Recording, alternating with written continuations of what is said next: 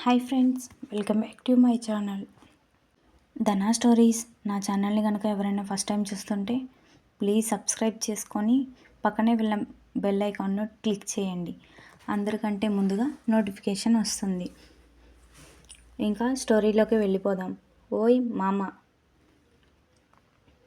పావుగంట తర్వాత వీళ్ళు మామిడి తోటకి వస్తారు.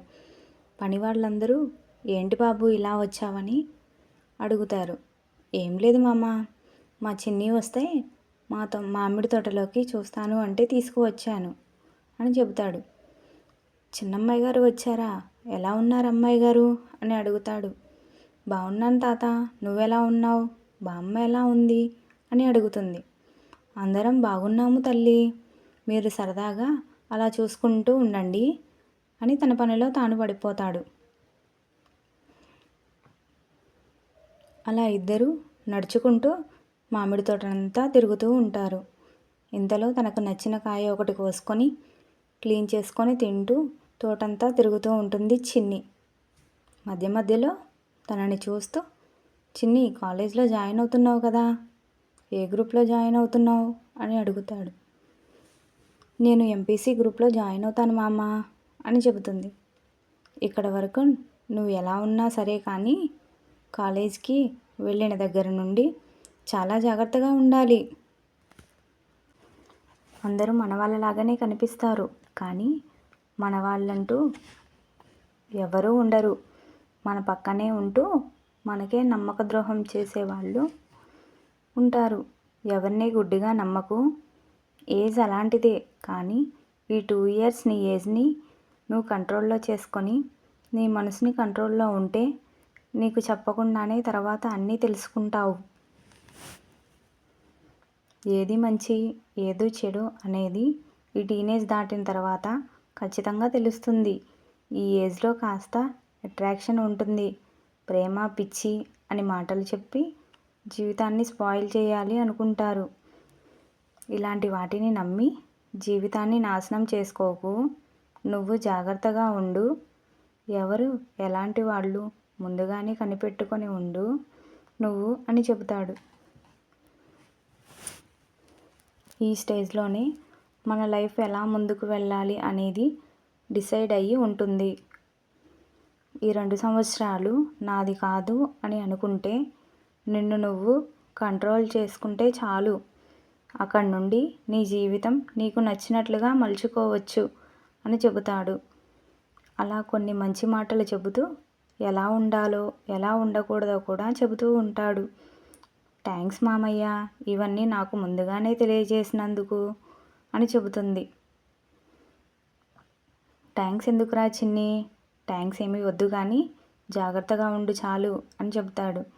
అలాగే మామయ్య. కొంచెం సేపు సరదాగా విశ్వ కాలేజ్ డేస్ గురించి అడుగుతుంది. వాళ్ళు సరదాగా చేసిన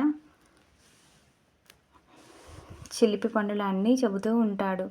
అలా కొంచెం సేపు మాట్లాడుకుంటూ 2 గంటల తర్వాత ఇంటికి తిరిగి ప్రయాణమవుతారు. ఇంతలో ఒక పానీపూరి బండి దగ్గర ఆపి, రేయ్ చిన్ని, నీకు పానీపూరి అంటే ఇష్టం కదా, పద తిందువు అని చెప్పి ఇద్దరూ వెళ్ళి పానీపూరి బండి దగ్గర నుంచొని ఉంటారు.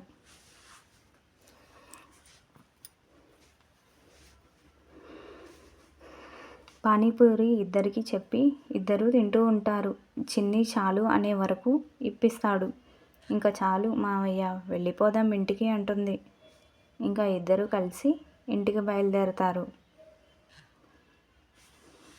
వీళ్ళిద్దరూ కలిసి ఇంట్లో వస్తున్నప్పుడే ఇంట్లో నుండి శాంత, రాజయ్య గారు ఇద్దరు చూడముచ్చటగా ఉన్నారు కదా అని అనుకుంటూ ఉంటారు. ఇద్దరు ఈడు జోడు చక్కగా ఉంది, ఇద్దరికి ముడిపెట్టేస్తే బాగుండు అనుకుంటారు. మనం అనుకుంటే అవుతుందా, అమ్మాయితో మాట్లాడి చూద్దామంటారు రాజయ్య గారు. సరేనండి, అమ్మాయి కాలేజ్ అయిపోయాక లక్ష్మితో మాట్లాడదాం అనుకుంటారు.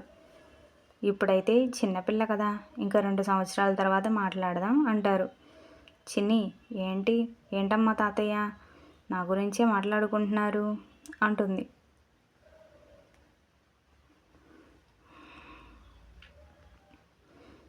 నీ గురించే తల్లి మాట్లాడుకుంటున్నాము అని చెబుతారు. ఏం మాట్లాడుకుంటున్నారో చెప్పండి అని వాళ్ళ తాతయ్య పక్కన చేరిపోతుంది. ఏం లేదులే తర్వాత చెప్తా కానీ ముందు వెళ్ళి ఫ్రెష్ అయ్యిరా, ఏమైనా తిందువు అని చెబుతారు. లేదమ్మా, నేను బయట పానీపూరి తిన్నా, నాకు ఆకలిగా లేదు అని చెబుతుంది. కొంచెం సేపు అయిన తర్వాత డిన్నర్ చేద్దాం కానీ అని ముగ్గురు మాటల్లో పడిపోతారు. మాటల మధ్యలో శాంత గారు, నువ్వు పుట్టినప్పుడు మీ మామయ్య నిన్ను అస్సలు వదలలేదు. ఎంతసేపు వాడి దగ్గరే ఉండేదానివి, అసలు వదిలి ఉండేదానివి కాదు. మీ అమ్మ దగ్గర ఉన్నది తక్కువే, కానీ మీ మామయ్య దగ్గరే ఎక్కువ ఉన్నావు నువ్వు. వాడు నిన్ను ఎత్తుకోపోతే చాలు ఇల్లంతా టాప్ లేచేలా ఏడ్చేదానివి. నువ్వు పుట్టిన దగ్గర నుండి వాడితో ఎక్కువగా ఉండేదానివి. నీకు వాడికి 7 సంవత్సరాలు తేడా అయినా సరే నిన్నెత్తుకొని మోసేవాడు. నీకు చిన్న గీత కూడా తగలకుండా చూసుకునేవాడు. ఎవరైనా ఏమైనా అంటే చాలు నిన్ను వాళ్ళని తాట తీసేదాకా వదిలేవాడు కాదు. నువ్వంటే చాలా ఇష్టం మీ మామయ్యకి చిన్నప్పటి నుండి అని చెబుతూ ఉంటారు. అవునా, నేనంతే అంత ఇష్టమా మామయ్యకి అని అడుగుతుంది.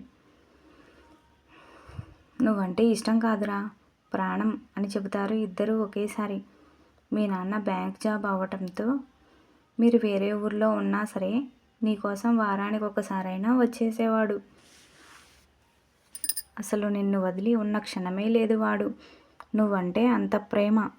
నీకోసమే చిన్నప్పటి నుండి ఏదైనా చేసేవాడు. పండగ వస్తుందంటే చాలు మీరు ఎప్పుడు వస్తారు అని నీకోసం ఎదురు చూస్తూ ఉండేవాడు. నీకు కావలసిన ప్రతిదీ వాడే సెలెక్ట్ చేసేవాడు. అది బాగుంటుంది అని వాడే తెచ్చిపెట్టేవాడు అన్నీ. ఆఖరికి ఇప్పుడు నువ్వు వేసుకున్న డ్రెస్తో కూడా అన్నీ వాడు తెచ్చినవి. మామయ్య గురించి చాలా చెబుతూ ఉంటారు చిన్నితో. శ్రద్ధగా వింటూ ఉంటుంది. ఏంటి, నేనంటే ఇంత ఇష్టమా మామయ్యకి అని ఆశ్చర్యపోతుంది. ఇందాక అలా మాట్లాడుకుంటూ సరదాగా కొంచెం సేపు తర్వాత తన రూమ్ నుండి బయటకు వచ్చి అమ్మ ఆకలిగా ఉంది, డిన్నర్ చేద్దామని పిలుస్తాడు. అలాగే నాన్న అని అందరూ కలిసి డైనింగ్ టేబుల్ దగ్గరికి వెళ్తారు.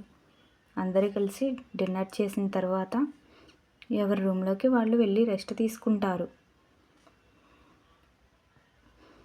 తన రూమ్లోకి వెళ్ళి పడుకున్న చిన్నికి నేనంటే ఎంత ఇష్టమా మామయ్యకి అని తలుచుకుంటూ ఉంటుంది. తను వచ్చిన రోజు నుండి తనని ఎలా ట్రీట్ చేశాడు అనేది కూడా ఒకసారి రిమైండ్ చేసుకొని చూసుకుంటుంది. అవును, మామయ్య నా కోసం చాలా చేస్తున్నాడు, నిజంగానే నేనంటే ఇష్టమేమో మామయ్యకి అనుకుంటుంది. అలా ఆలోచనలతో నిద్రపోతుంది.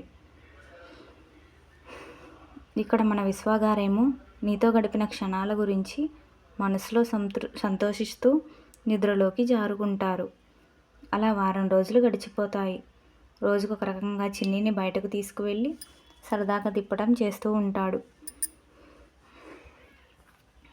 మళ్ళీ ఇంకొక అప్డేట్తో మీ ముందుకు వస్తాను. అంతవరకు బాయ్, టేక్ కేర్.